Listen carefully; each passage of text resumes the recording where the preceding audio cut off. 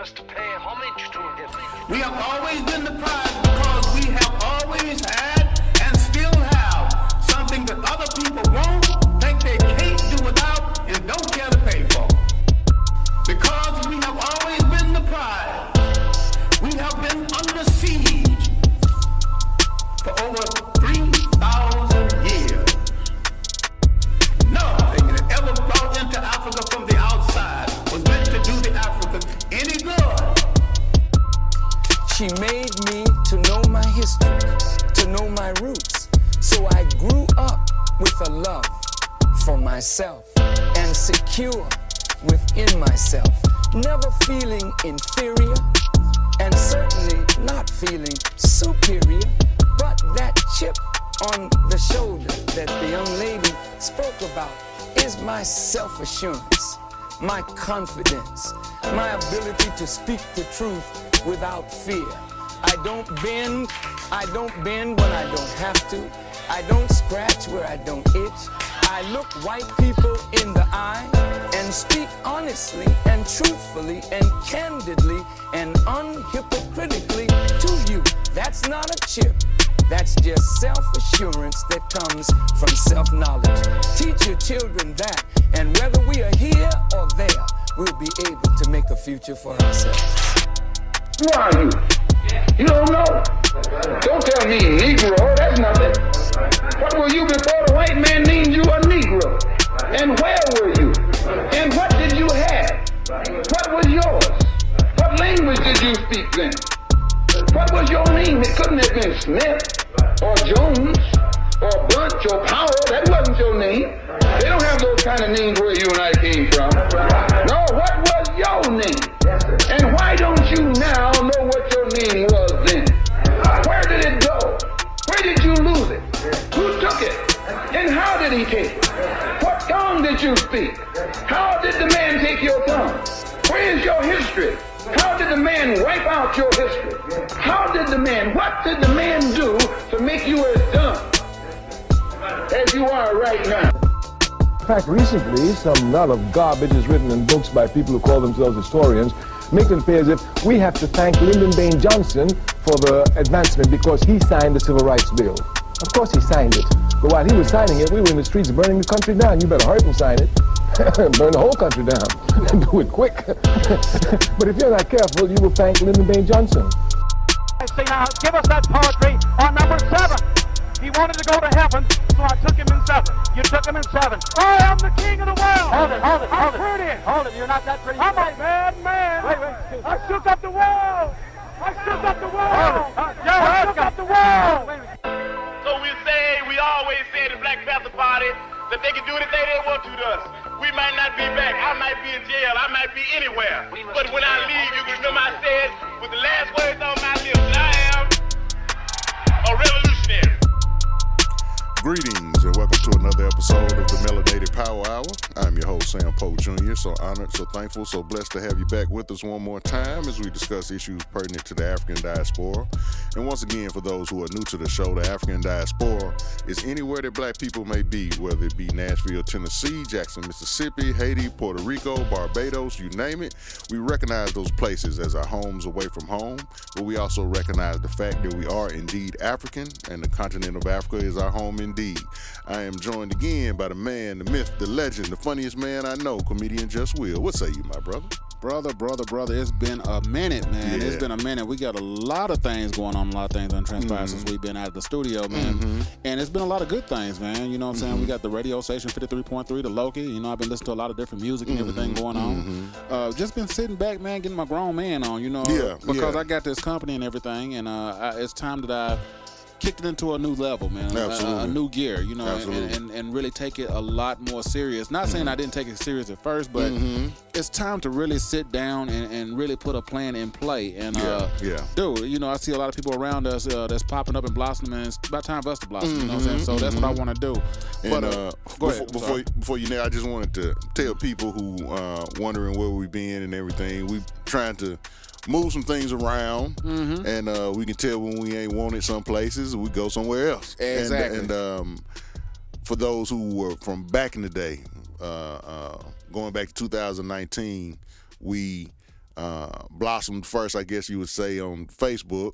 I don't know if I can say that, Facebook. Yeah, you can say that. Okay, but we transitioning over to YouTube, and I know a lot of people looking and they can't find us, but that's where we are. And we're still on all major platforms like Spotify, iHeartRadio, et cetera, Spreaker. People, I'm leaving some going more to tell you out, like but go this. I'm going to tell you like this. Go out there and Google the Melanated Power Hour with Sam Polk. If you Google it, whatever pulls up, at your pleasure, listen to it. You know, if it's on Spotify, if it's on iHeart, if you want to see the visuals on YouTube, whatever you can do to listen to it the way you want to listen to it, go out there and check it out because it helps us all. And, you know, it really, you know, helps moving forward with what we're trying to do. I think it's called the MPH podcast on yeah, on YouTube. you. Okay, yeah, definitely. But like I said, man, any way that you can listen to it, man, and don't be afraid to hit that like button. You know what I'm saying? Hit that like button You'll and share go to it, heaven if you like it and subscribe. But you're definitely right, man. We're doing a lot of rebranding and everything and trying to get out there to the masses. So help us out and hit that like button and share it. But like I was saying with the radio station, man, dude, I've been listening to a lot of different, just different music out there because there's a lot of different music out there right now. And I came across something that I wanted to ask you because I was like, it was kind of funny because I can't dance. Okay. But there's this new dance. Well, it's probably not new, but they've been doing it in Memphis called Memphis Jukin. Okay, yeah. And I was like, and I know you always got something to tie it into something else. But I see them doing it, and I love the beats and how they had, and plus, our people, how we do. We get something, and we just put a different type of spin on it. But Memphis Jukin, man, I seen it, and I was like, I was trying to do it, and I was like, Jukin. I wonder, does it have anything to do with like the juke joints or anything like that? Yeah. I'm pretty sure, and I know with you being from Mississippi and juke joints, that's a big thing down there. So I'm real interested to see if you got anything on that. Well, like so many words in the American lexicon now, we've just lost the type of memory that's readily available to you. But your genetic memory is always there, and there's so many words. Like, you ever heard the country saying "over yonder"? Yeah, I say it all the time. It's a West African word. We brought that with us. They heard us saying it. They started saying it. So now you think it's hillbilly, But gumbo, so many other words are from the region of Africa that we come from, that we were drugged from, West Africa, right? Jukin is no exception. I don't know if you remember a while ago we talked about this group called the Gullah Geechee. Mainly of course I know that. In South Carolina and Georgia, that's Jim Brown people. Yeah. But they retained a lot of their African words that they brought with West African words they brought with them and mixed it with this new English, I would say English-based language that was forced upon them. And the words are so intertwined and intermingled. If one sat across from you like I'm sitting across you probably would think he was speaking another language, but you have to listen real close, right? Right. But juk is a West African word, I believe. I want to say Warloff, and it would be spelled with a D-J-U-K-E, right? And that's a tribe out of West Africa. Many countries, many regions, but the word originally meant to those people who brought it here something kind of wicked, kind of on the, put the kids to bed. We finna juk, or they, what I'm saying. It meant it's on an X-rated kind of level, bump and grind, and all that. Absolutely. So we still use those words, but when we used it in the connotation that we assigned to it, it meant music that you could dance to. Now, most people would think that's strange, but when you got a little culture behind yourself, there's several different types of music. You can listen to classical music. It ain't meant to dance to. It's meant to think. There's music designed for you to calm down. There's music designed for you to make a baby with. It's all kind of music, but specifically dancing and dancing with a member of the opposite sex, that music we refer to as juk music. Right. So I'll show you how funny it is. That word at one point in the history of this country was almost like a cuss word. You wasn't supposed to say it. Jazz, same thing. Jazz coming from jazz, which is an African word too. But anyway, that word was kind of like, you don't say that word. That's them N-words word. You see what I'm saying? Right. But how interpretation of the group of people who do the oppressing, how they procure words and use it on their own, right? Mm-hmm. When they would see how popular our music was, they took it, a lot of it, designed a machine to put it in there. You put a quarter in there, you push a button, and you can hear the song you want to. What's that called? Jukebox. A jukebox. Now, it loses all sleaziness. It loses all connotations of something that's supposed to be just done behind closed doors. It's just a jukebox now. Anybody can say it.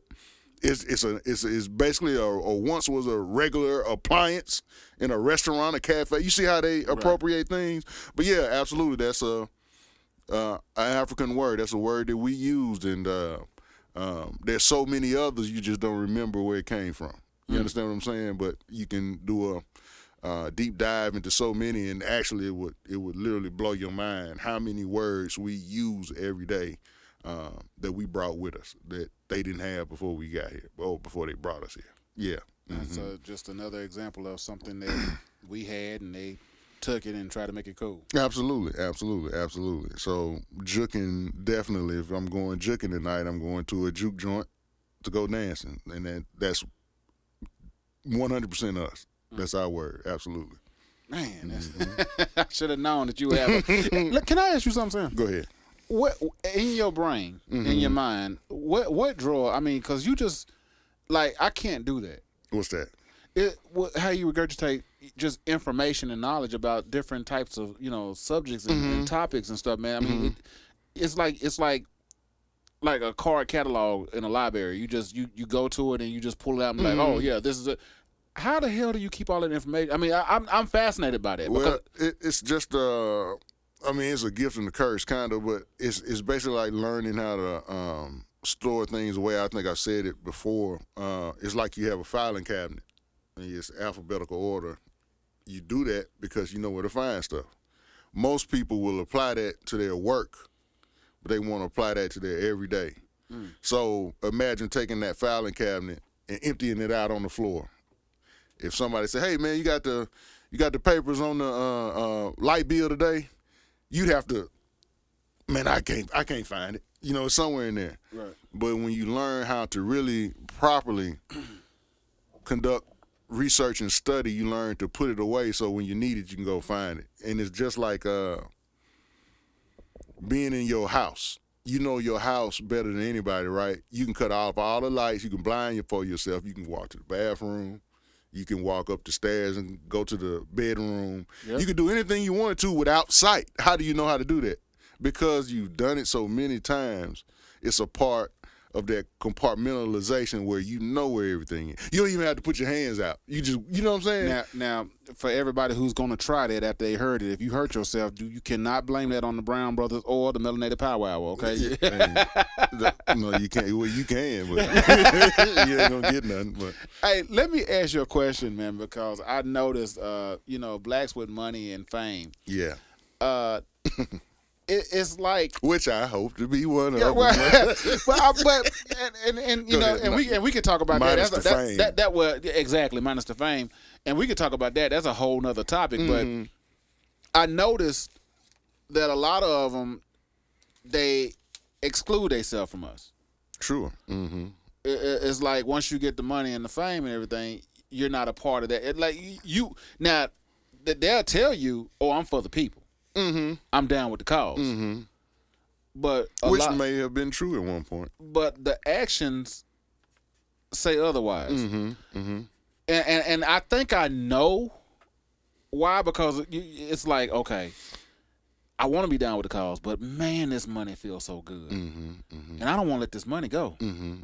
But I want to be down with the cause because I want to look like no Uncle Tom. Right. Which is a whole nother story because we already did a thing about Uncle Tom. But I just noticed that here recently, man, with a lot of different celebrities that are out there, man, and it's so blatantly obvious now. It's always been there. It's so obvious now. It's like they don't even care anymore.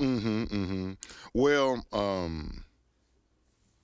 putting my sociology cap on for a second, using different terminology. There's a term using sociology, other fields of study as well, called the in-group. And the in-group is a microcosmic group of the macrocosm, meaning a small group in a larger group that really doesn't have any affiliation with the smaller group, right? Mm-hmm. And oftentimes in that group, there are those who rise to a certain level and can't get any further. And there are others who rise to that same level and go exponentially farther by being different in certain ways.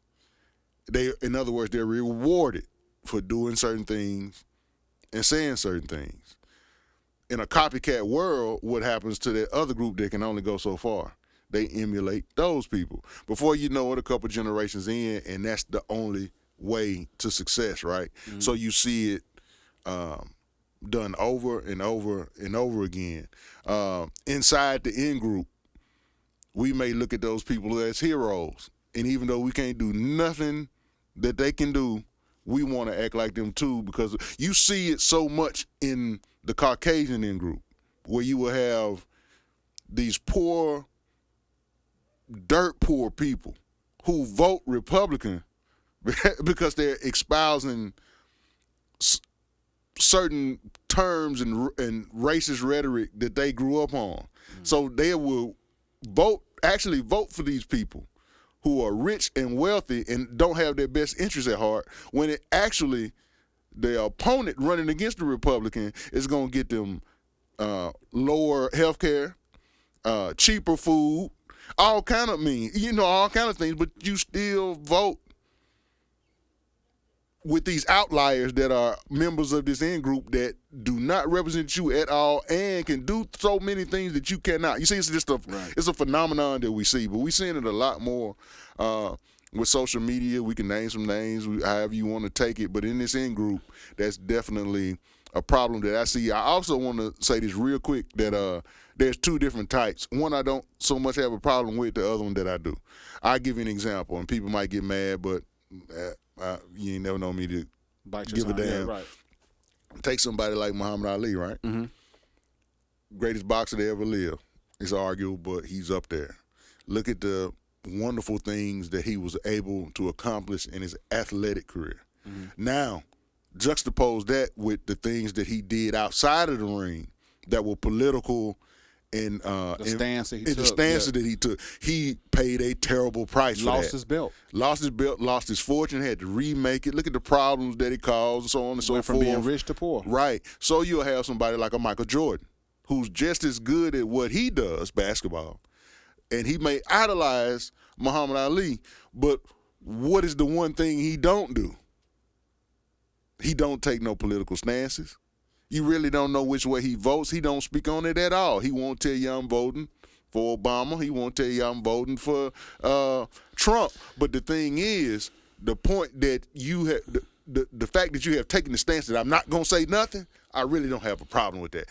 Here's my problem. My problem is the members of our in-group who get there and actually take a almost diabolical turn to say, hey, I'm over here with these people.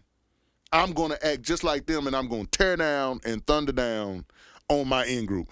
Those are the people that have a problem with it. I've always said, if you don't want to help me, it's cool. Because when I get it, you can have it too. Just don't get in my way. Just don't stop me. Just don't tear down what I'm trying to do. Go ahead. People can tell you a lot by not saying anything, and they actions show it. Mm-hmm, now, a lot of people say Jordan doesn't take a stance, he doesn't do this, he doesn't do that. But to me, I've seen the camps. Mm-hmm. I see who turns out to the camps. Mm-hmm. I maybe that's on the outside looking in. That's just me. Mm-hmm. I've seen other players kind of cater to their neighborhoods, mm-hmm. their kids. Mm-hmm. And I get it. You mm-hmm. want to make it for everybody, but when I seen some of the camps that Jordan did, it was a lot of kids that don't look like me. Right. And it's constant when I see that. Mm-hmm. Mm-hmm. When I see some of the other players, it's people that look like me. Right. I totally get that, but where you have to be careful is is that I'm seeing that. I'm seeing that. But what you don't see is who he wrote a check to and sent to. And that's what. That's why. Like, if you don't speak on it, okay. In other words, in his defense, and being a businessman, you can realize that one day, I can't remember the political figure, but somebody asked him, why won't he support? Of course, it was a Democrat, a black Democrat. Why won't you support such and such in this political campaign? You know what his answer was? White Republicans buy Nikes too. You see what I'm saying? So I'm not going to say, I would never get them to entice me to speak against him. I just can't, hey, man, I'm going to go in that booth and vote for him, but that's about all you're going to get. Right. You know what I'm saying? Hey, would that be me? I would like to think that I would have taken the Muhammad Ali stance, but at the same time, I can't fault him for that. Right, exactly. It's the reverse that I would have the problem with. A Lynn Swann, a Herschel Walker. You see the difference there? Big difference. If you said Lynn Swann? Lynn Swann, yeah. The wide receiver. Yeah, I know who Lynn Swann is. I just didn't know that. I've never really followed him. Every Republican president or candidate, whether they won or lost, from now going back to his playing days, he was on stage endorsing. Yeah, he's a Pittsburgh Steeler, so I mean that doesn't shock me. Hey, well Mel Blount is too, and he's the opposite of that. You see what I'm saying? But what I'm saying is, you got in this in group, you got it can get complicated. The one that you might call a sellout based on what he's not doing. No, that's based on what you haven't seen or what you're not seeing. And one of the reasons he's still successful is because he ain't letting you see what he's doing. You got one group, though, members of one group, that go almost out of their way to tear down who and what they came from. That's where I had a problem with that. And that's specifically who I think you're talking about. And, I mean, we can get down to it. Uncle Luke, Shannon Sharp, I know that. Hurt if he heard that. Don't give a damn. You know what I'm saying? Who else? My man, I'm kind of nuanced on Ed Reed. That's my man, right? You know what I'm saying, from the playing days, but very disappointing. Just very disappointing. And then you got Uncle Luke. First of all, Shannon Sharp gets on air, and I ain't mean to go here, so let me cut this off real quick. Shannon Sharp get on air and say the only reason he went to Savannah State was because his grades wasn't good, which he knows the power of his words and his audience conveys the message to the listener that only poor academic students go to HBCU. That's right. Now, maybe he went there because his grades was bad, but that's you. That's your dumb ass. You understand what I'm saying? Now, Uncle Luke gets on the air, and they all trying to defend somebody. And we ain't gonna go there, but he says the reason he knows this somebody is telling the truth is because this somebody went and sat down with the governor of Mississippi, Tater Tot himself. Everybody from where I'm from know what that means. And Brett Favre. And they showed him the books and showed him why he's telling the truth about a lot of the things that we know aren't true. First thing is, Uncle Luke, do you realize that this man is saying a lot? Because the history of this place, that I can confidently tell you, this is one of the most racist governors the state ever had. And I mean, that's saying a lot. I mean, he in competition with the Bryant, the lady that lied on Emmett Till. Her nephew was the governor. You know what I'm saying? And then Brett Favre. You know, I don't think it's a stretch to say he's a racist, but I ain't gonna say he's the biggest racist, but I will say he's one of the biggest damn crooks that the state ever produced, stealing millions of dollars from poor people that ain't in his in-group, no matter what color they are, right? And you taking their word to get on the air and bash a totally black city. I ain't mean to go there, but this is what I'm talking about. Right. And unfortunately, we're seeing a lot more of this because of social media, and you better believe they are rewarded for acting and speaking like that. That's the way this system works. But go ahead. So that's basically the false notions that these blacks are pushing. Well, that's the dangerous part, to get into the false notions, because sociologically speaking, I'm a sociologist by academic training, so that's where I always go back to. Why do you think people believe something is true? Well, this day and age, because somebody famous said it. Yeah, but even more so. And this ain't something just in this day and age. It's from time immemorial. Most people, the average person, believes something is true not only because of, number one, who told them, but how many times they have heard it. It can be wrong as hell. The person that told them can be a loved one, but it's wrong as hell. And if you hear it enough from the right people, you believe it, right? So if we wanted to just get into some of the false notions, and sometimes something can be false, not because, okay, let's say I give you a math equation, and it's as long as a mile. But the first two equations is 2 plus 2 equals 4. And you got that part right. Right. You can get a damn thing right after that, though.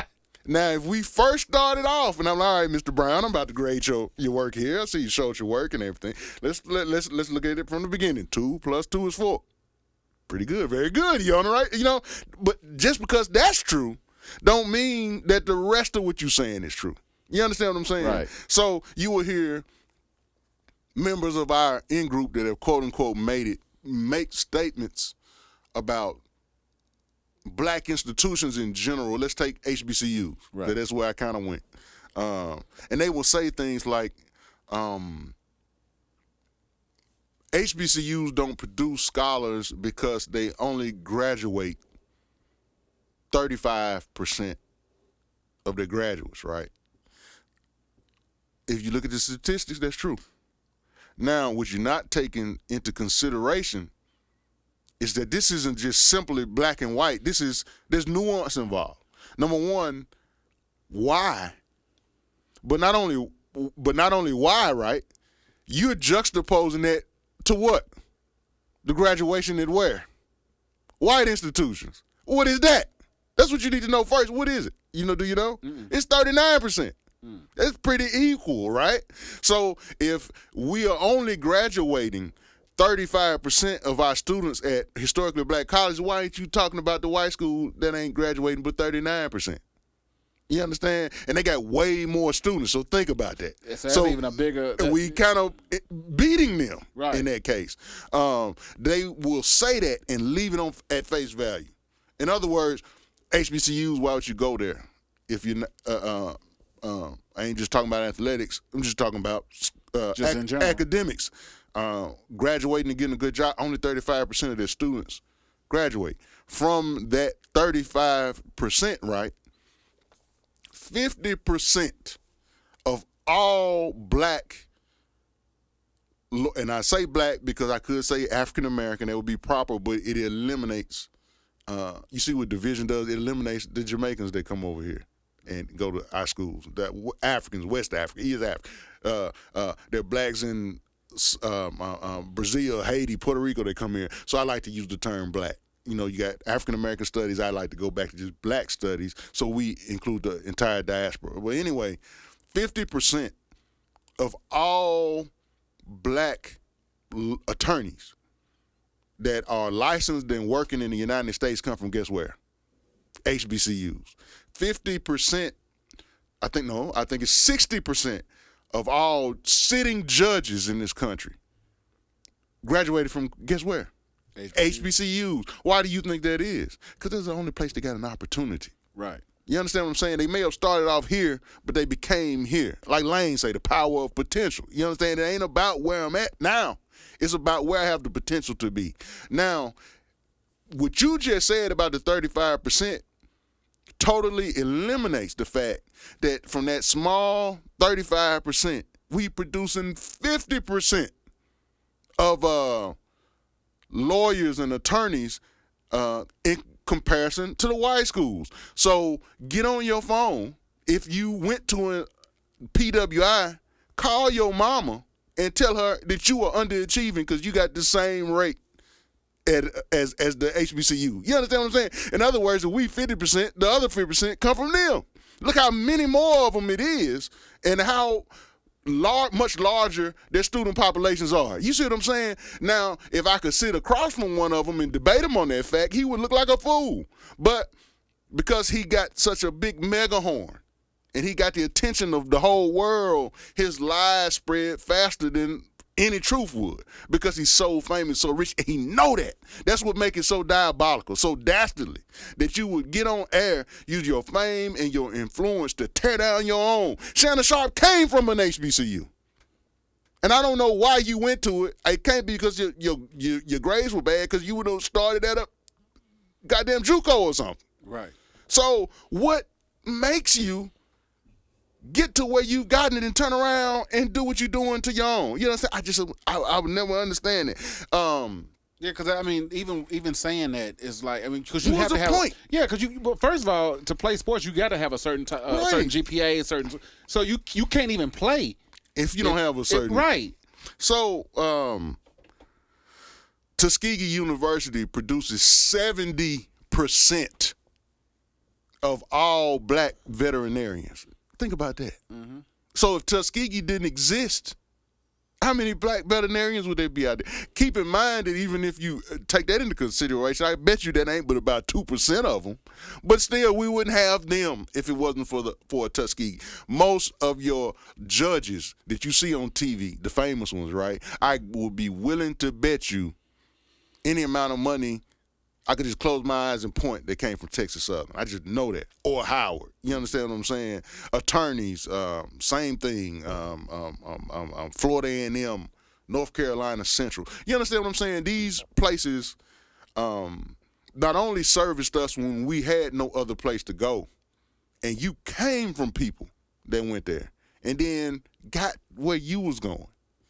From their hard work and toil, misusing the reason why they did what they did to go where the ice is colder in your mind. And then not just say thank you, appreciate it, or just don't say nothing. You believe it and don't say nothing.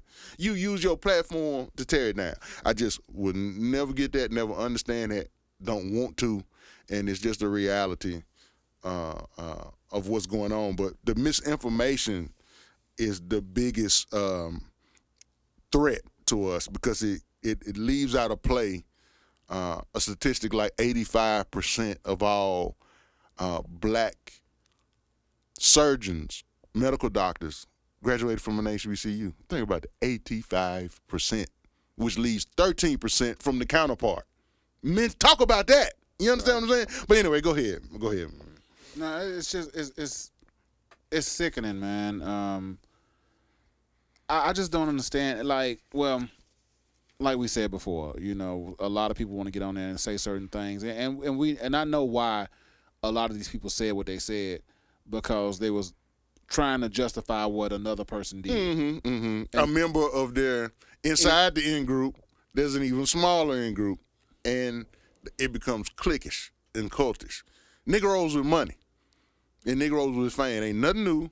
There are certainly some that can be excluded from their group, but there are also certainly some who feel like when they get to that point, they have to do certain things to stay there. And they can use examples of members of our in-group who did the opposite and were punished for it. You see what I'm saying? But go ahead. Can you think of an? Let me ask you this, mm-hmm. because you know about the in-group. Is there an example? And when I say in-group, for anybody, I just had to say this. I'm not talking about the N-word group.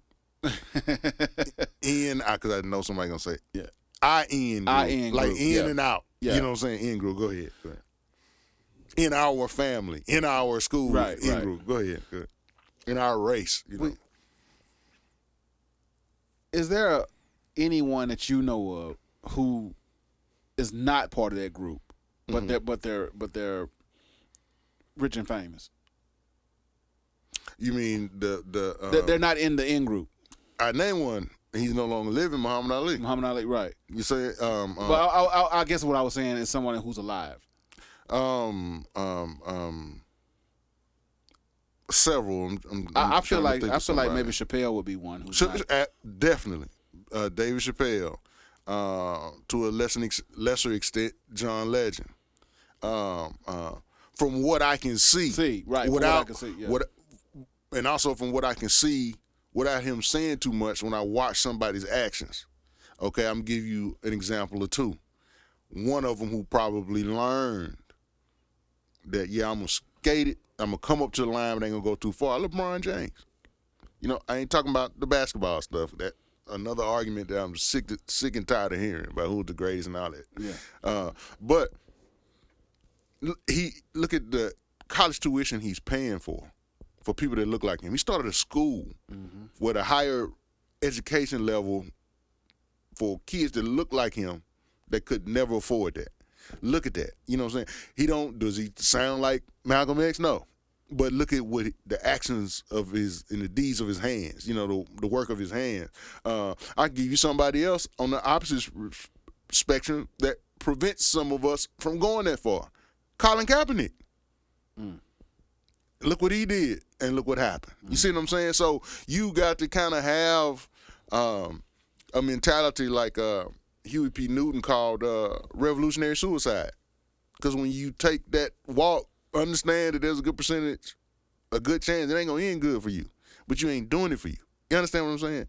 But human beings are human beings, and we all trying to survive, and we all trying, when you tear it down to the brass tacks, we all just trying to eat and survive, and we often have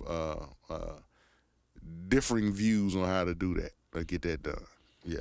Let me ask you a question, switching gears here, because you know we've been off the air. Well, not off the air, but we've taken a hiatus for just a little time here, and it's given me a chance to study a little more. Okay. And now that I'm studying like I am, it's given me a chance to look at some things. And I wanted to ask you this question, man.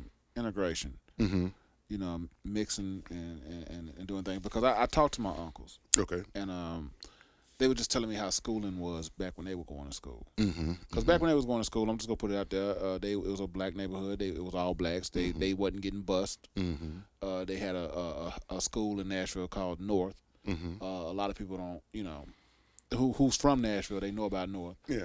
And it sounds like to me that the teachers that they had there was neighborhood school, neighborhood kids, neighborhood people. They grew up in the community. So it was a lot different as opposed to getting bussed, because the teachers there, they didn't give you they didn't give you an option. They said you gonna learn. You here to learn. You gonna learn, and because they cared. Right.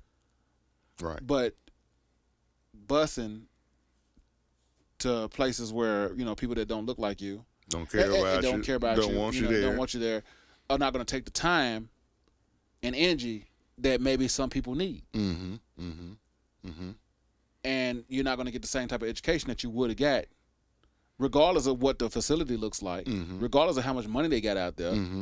If you ain't got the person who's going to take the time to put it into you, it's not going to.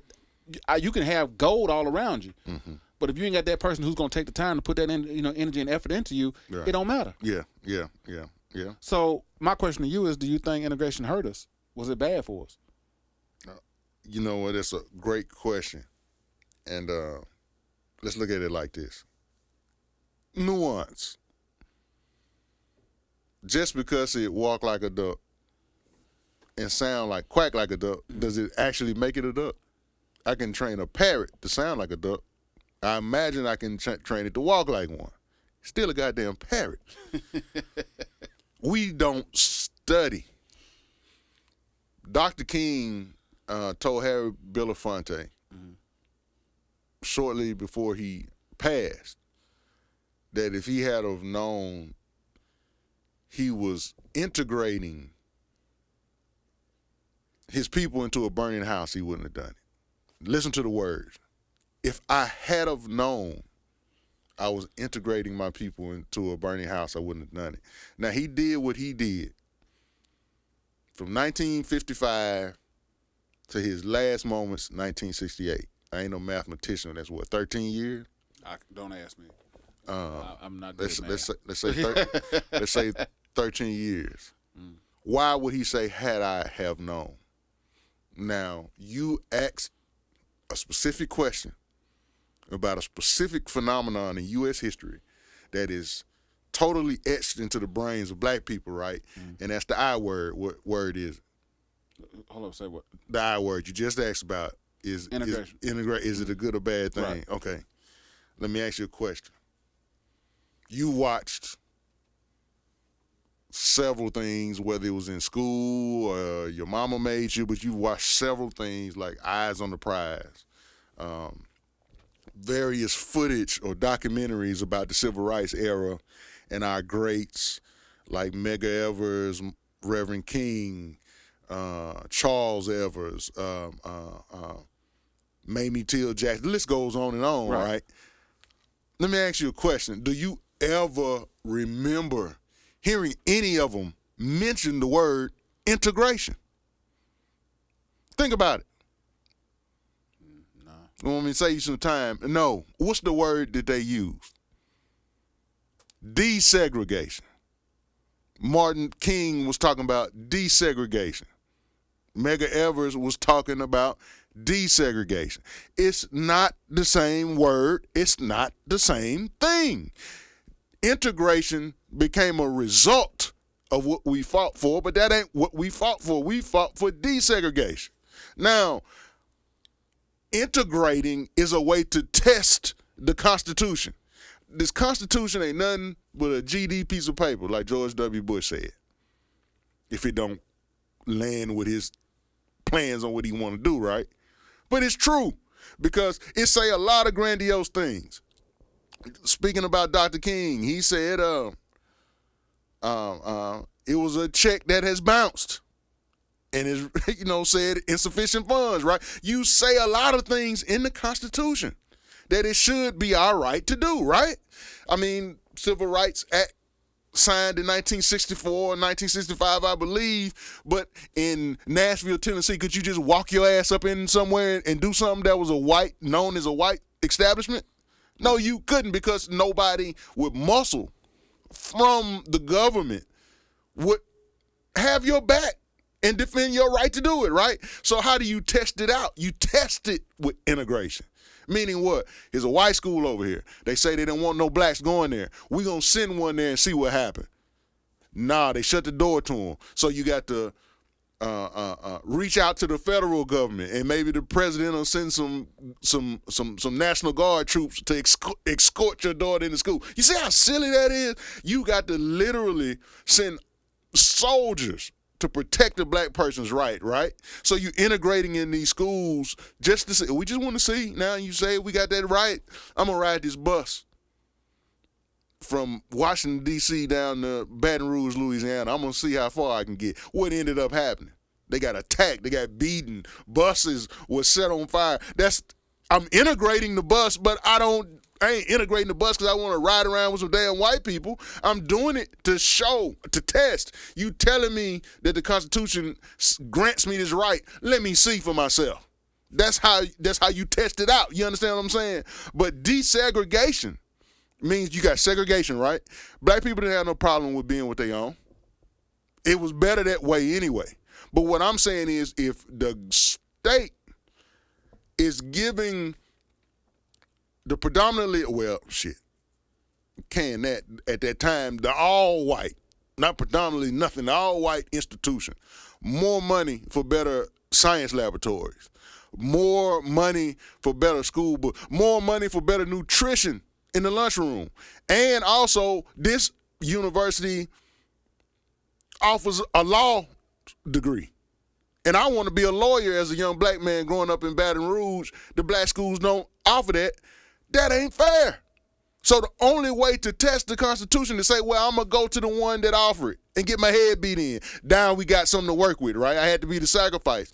But desegregation means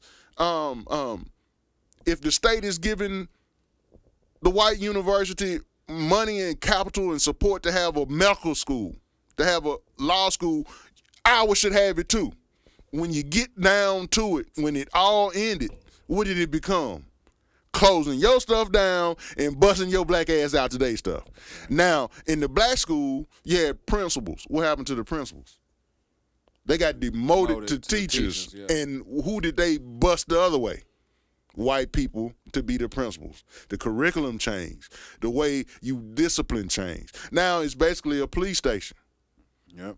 And you're a criminal when you're walking into the door in your own neighborhood if you're lucky enough to go to your school. If you go to their school, you definitely one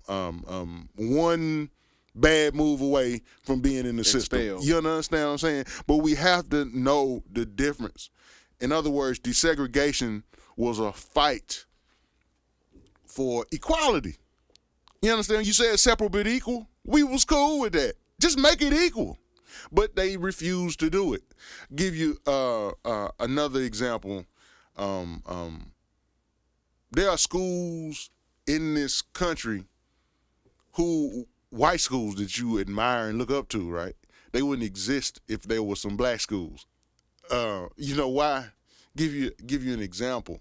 Yeah, please do, because I don't admire any of those schools. Well, you one of the few. But from my home state, there's a university that I'm sure you're well aware of, Mississippi State University. It's in Starksville, Mississippi, which is a agricultural region of that state where it's agrarian. You know what I'm saying? But there used to be a saying that I guess post Civil War era, around the Reconstruction time, when Union troops were still protecting us and we were able to flourish and grow. We had more politicians, more millionaires, more business owners than even we do now, with even lower population numbers. They said that it would draw a crowd of black people to see a white man holding a broom or a hammer. And it was for two reasons. You know what those two reasons were? Number one, you probably had never seen it. Just last week I was a slave. Now I'm doing for myself, and I'm watching white people have to do it for the first time. Do for themselves, right? He don't even know how to use the broom. What has he ever had to hammer in his life? He breaking his fingers and stuff. So the first reason the crowd gathered was, wow, you know, a white man is sweeping the floor. The white man trying to hammer that nail in there. Second reason, it was just funny as hell because they, you know what I'm saying? Could you imagine? It's like watching a child try to sweep or watching a child try to hammer something. It's almost dangerous to himself. You know what I'm saying? But that was a thing, right? I wonder how many times he cussed because he hit his finger. So right. So in a place like Starksville, Mississippi, right, where you had white people, here's another misnomer about slavery, that all white people had slaves. Slavery, owning a slave was expensive. It would be the equivalent of buying a car today. So many white people didn't have slaves, but they made their money based off of a slave economy. What do I mean? The few white people who had enough financial means to purchase slaves would hire white people to do the distribution of the goods. They were able to open up factories of their own, being the overseer or the slave driver, so to speak. I hate using that terminology, but you understand what I'm saying, right?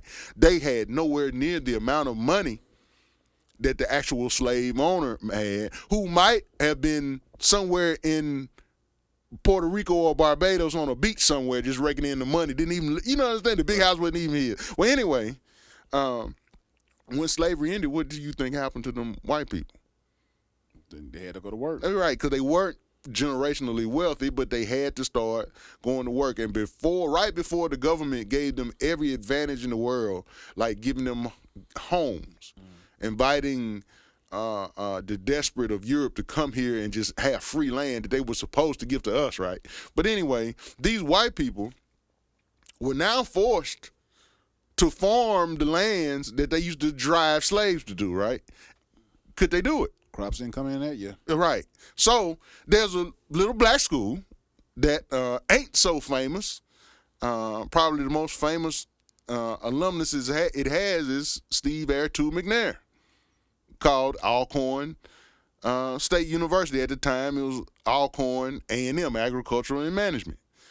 This school is the first land grant school in the state of Mississippi. I have to check. It might be the first ever. You understand what I'm saying? Its sole purpose at the time was to produce black farmers. Now, why do you think they excelled so well? Why do you think that they produced farmers who were able to get wealthy quick, flip land that people thought was unuseful and make it useful again? Why do you think they was able to do that? It wasn't just the learning that they got in school. What was the reason? They had been doing it for the last 400 goddamn years. Exactly. Right. So when the white people in Starkville saw that, what did you think they said to the government? How you gonna build these niggas a school that's gonna produce the great farming that they doing, and you ain't gonna give us one? So that's how Mississippi State was born. It was born to give them the agricultural equivalent of Alcorn. We can go down the list. Prairie View A&M, Texas A&M, anybody? We can go on and on, right? You hear these mascots like the Aggies, you know, is it A&M, Texas A&M, and HBCU, North Carolina Technical, North Carolina A&T, right? Right. They're the Aggies, right? You usually see that personified with a dog, but it's not a dog that an Aggie is, because if you notice, A&T got a bulldog, A&M got a collie, right? You know what the Aggie stand for? What? Agricultural. It's an agricultural school, and a lot of the schools that were land-based or land grant schools were agricultural, but we had an advantage because we had been doing. One of the main reasons they brought us, it was so scientifically racist that they went to West Africa looking for a certain tribe that grew rice and brought them to South Carolina, famous for rice growing. They looked for somebody that, a tribe that grew cotton and brought them to a certain place. They looked for tribes that were herdsmen who herded cattle and horses and brought them back to be the first cowboys. You understand? That's how deeply ingrained it is. But in other words, whenever it happened on the other foot, whenever we got something, either it was through our own ingenuity or the government saw fit to give us land to make a school, not to make us doctors or lawyers, but to make us better farmers, the white people who were the former slaves, not the owners, not the ownership, but the people who made a living off of the crops that were produced, that middleman ain't necessary no more. So what does he do? He don't know what to do. So that school was developed to give him the same kind of education as the blacks at Alcorn State University. Now look at the two universities today. Alcorn's older. Look at the financial situation it's in. Look at the financials. Right. You understand what I'm saying? That's the difference. That's what we're talking about. Systemic racism. Now, go ahead, man, because I'm. No. I like I said, that was definitely a great segue, but I just let me go back to this because and you know we probably gonna run over the day and time and everything because it's just a lot of good information that you're dropping right now. Why is it like you said, Alcorn is older. Alcorn, they founded that. They that's what they was known for. Prairie View, older than A&M. Yeah, right. In fact, that campus is where Juneteenth happened. Right. You understand what I'm saying? But my thing is, it's like, why is there? And this goes back to the in group because I mean I know if we know this, they know this. Mm-hmm. You know, shouldn't they should do something? I mean, the in group. I mean, they got the money. They got the financial background. Mm-hmm. If you really, because you got people in the in group. Bill Cosby tried to do something, and we see what happened. To some people, that's a good enough reason, not only not to say nothing, but to join the group that if we can't beat them, join them type attitude. You know, you understand what I'm saying? And then you got politicians that talk a good game, but you don't see any action from them. Mm-hmm. Going back to integration, desegregation, you told us that we had the right as American citizens to do certain things. We said, okay, let's see for ourselves. And the testing of desegregation was integration, and we found out, no, we didn't, but we had to show you we didn't. You understand what I'm saying? Politicians, whether they look like you or they don't, they say things based off of an ideal. and an ideal is not real. It's not the right for me to pursue my life and any happiness that I want to have in that life can be interrupted by a police officer on a lonely highway who has racist notions, right? If the police is the paramilitary muscle that's supposed to protect my right from foreign invaders, who protects me from him? You see what I'm saying? So politicians say things based on the GD piece of paper, but it's not reality, right? Other politicians tell you things, won't say any names, some of them might be currently in office that we helped get there. Tell you things that sound wonderful, but they do nothing. And that is not just a thing, we can't get around to it, I'll be patient. It's actually a thing. Certain public policy, federal and state, is based off of a term called benign neglect. You ever heard that term? Mm-mm. Benign neglect means that I know something. In other words, let's say I'm a football coach or a gym teacher, and I got a senior and a junior over here who is the biggest, baddest dudes in the room. And if it ever came down to a physical confrontation, they would win. But I got a bunch of knucklehead freshmen and sophomores over here. Sometimes me being a good leader, I won't involve myself in that.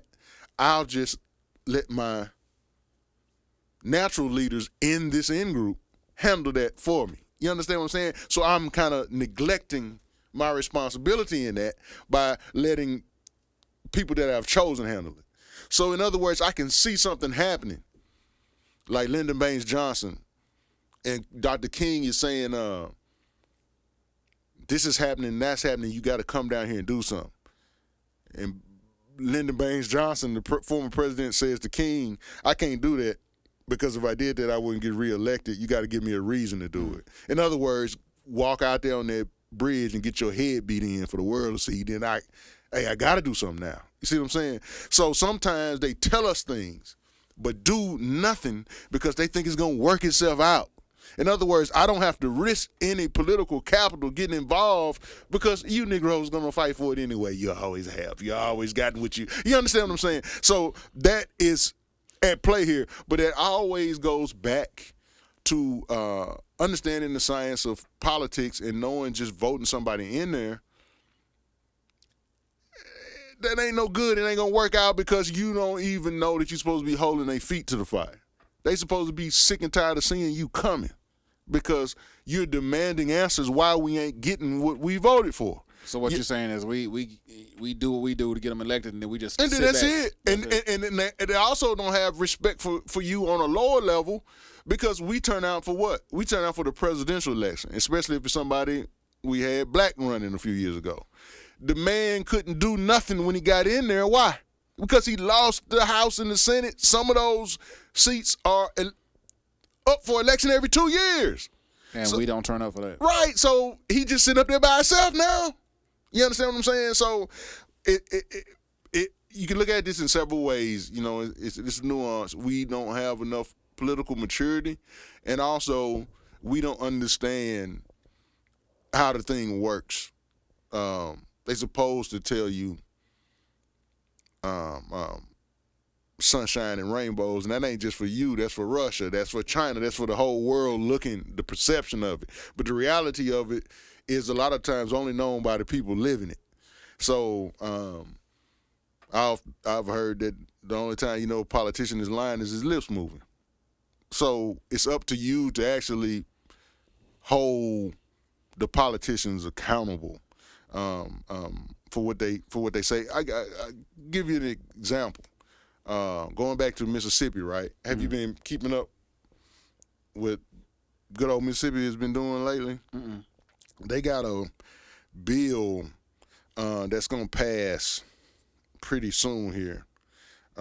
It's called House Bill 1020. Have you heard of it? 1020 is going to give a segment of the blackest city in America, Jackson, Mississippi, where I was born. Literally the blackest city in America. It's going to give a handful of white men the right to pick publicly elected officials for us without us being able to vote for it. In other words, you can vote for sheriff, you can vote for a district attorney and all that stuff. You no longer can once this bill passes and it's about to go into effect. So they're just going to say, okay, this is who it's going to be and you can't do nothing about it. Absolutely. And it's spurred on by the water crisis in the airport. The water crisis finally was given money, like about $9 billion or something, maybe $900 billion, hell, I don't know, I can't remember, to fix the water. And that ain't enough. That's just to get it started, right? So then, you can see them in they smoke-filled rooms with they, what you call them things, the suspenders and they cigars. How we going to get charged that money? Because we don't want to fix it. We want it to erode and decay so much that we can bring gentrification in here and just take it over, right? So what they've done, what House Bill 20 has done, call Brett Favre, is it says that I wish I could call him. I'm pretty sure that's what somebody said. Right. If the law, I can't call him nothing but a dirty son of a bitch, but I wish I could call him on the phone.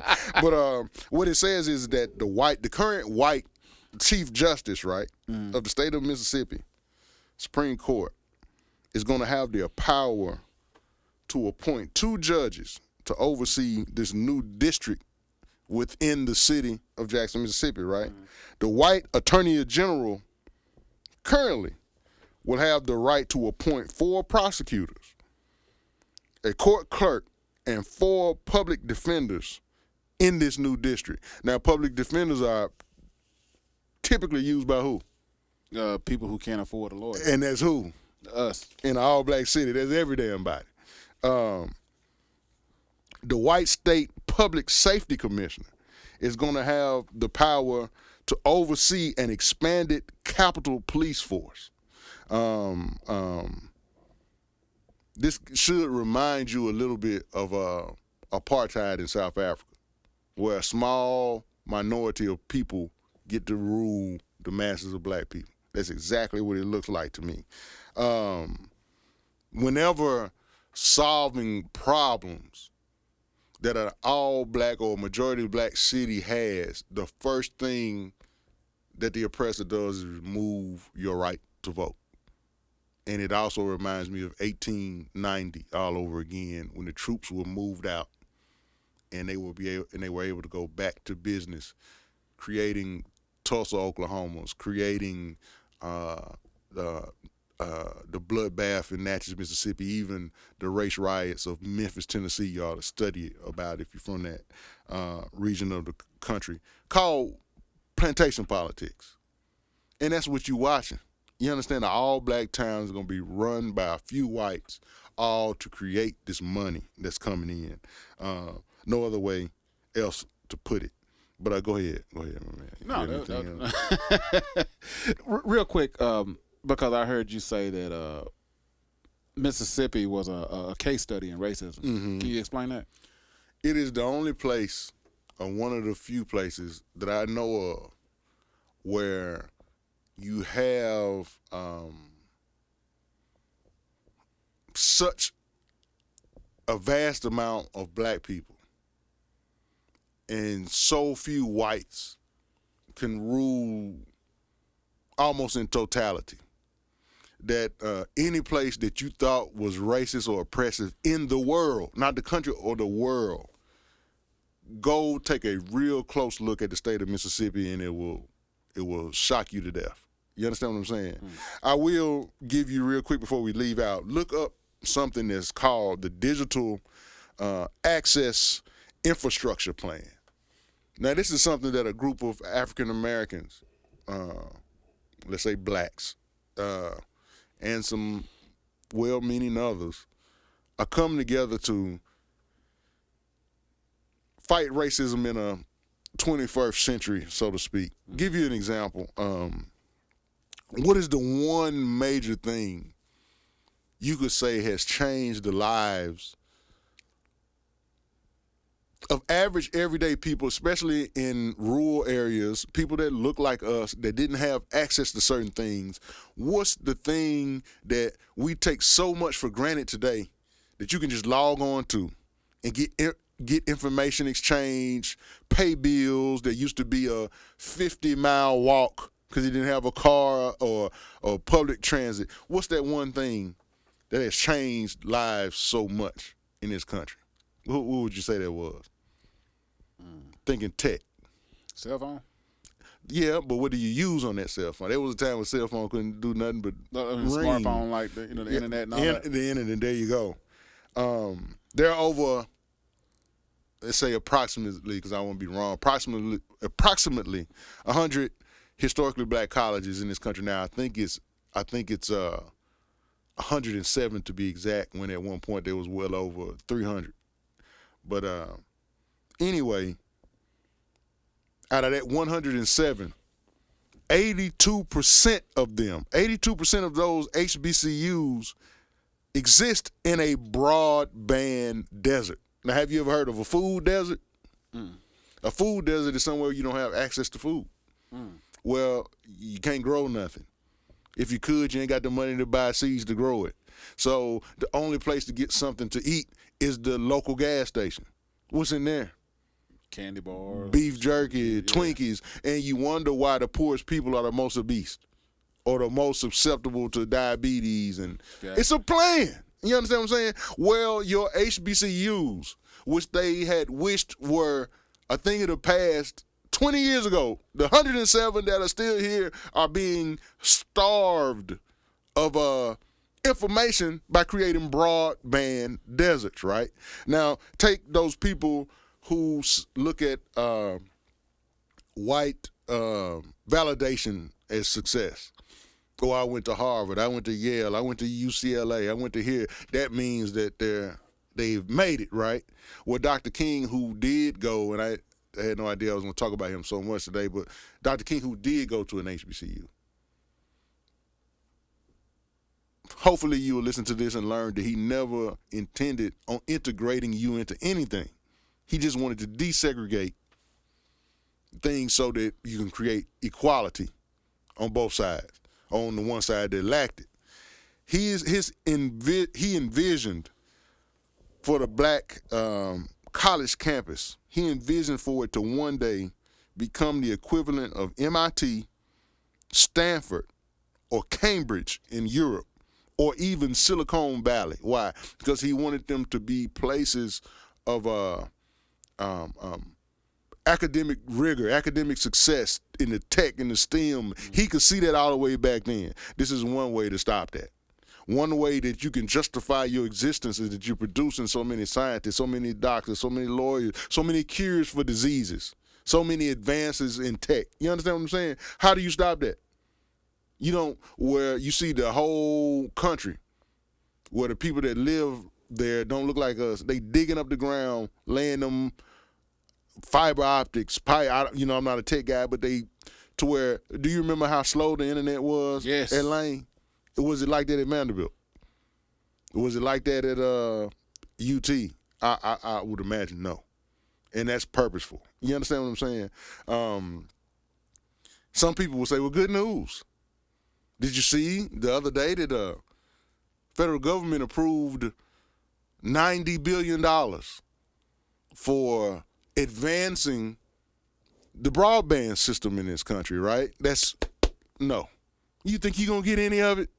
You think Fisk going to get any of it? You understand? This is what you need to be paying attention to. This is what your attention needs to be on this, and not what rapper killed another rapper this week over some damn silly-ass music.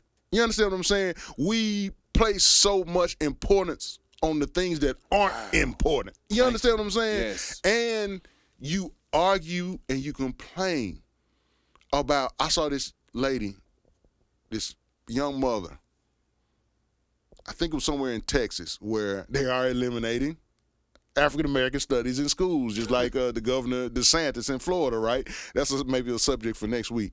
But she was adamantly arguing to the city council that her son or daughter, I can't remember, brought the textbook home, and he didn't think nothing about it because he's been learning this since probably day one, right?